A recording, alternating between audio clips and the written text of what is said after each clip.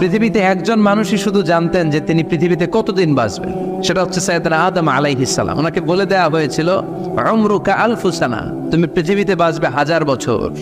কয় বছর? সাইয়েদনা আদমের সামনে অনেকগুলো রুহু রাখা হলো। সাইয়েদনা আদম বললেন, এরা কারা? আল্লাহ বললেন, এরা হচ্ছে নাসালুক, তোমার বংশধর, পৃথিবীতে তোমার পর এরা পৃথিবীতে আসবে।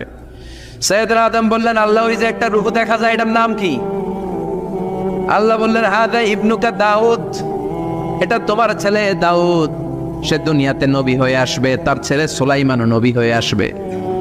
সাইয়েদনা আদম বললেন, মাবুদ, আমার ছেলে দাউদের কত বছর হায়াত আপনি দিয়েছেন? আল্লাহ বললেন, 40 সানা, মাত্র 40 বছর, 4 ইয়ার্স, 40 বছর তোমার ছেলেটা বাঁচবে।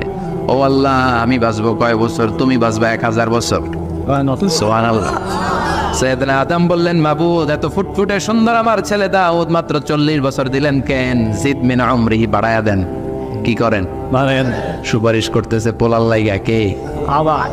আল্লাহ, আপনি বাড়ায়া দেন। আল্লাহকে বাড়ানো যাবে না, লেখা হয়ে গেছে, রুফিআতিল আকলাম ওয়া জাফফাতিস সুহুফ, কলম তুলে নেওয়া হয়েছে আর কালি শুকায় গেছে, আর কিছু করা যাবে?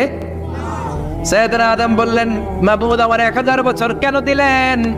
আমার এই সুন্দর ফুটফুটে ছেলেটারে মাত্র শুধুমাত্র 40 বছর কেন দিলেন? ও মাবুদ, আমার 1000 বছরের দরকার নাই, আমার 1000 বছর থেকে 60 বছর আমি আমার ছেলেরে দিয়ে দিলাম। দাউদ আলাইহিস সালাম বাঁচবে 40 বছর, তো বাপ আদম যদি আরো 60 দেয়, 40 আর 60 নিলে কত হয়? ভালো হিসাব বোঝে, 100। আর আদম আলাইহিস সালাম পেয়েছিলেন 1000 বছর, 60 কমে গেলে রইল কত? 940 বছর পৃথিবীতে থাকার পরে মালাকুল মাউত চলে এসেছে।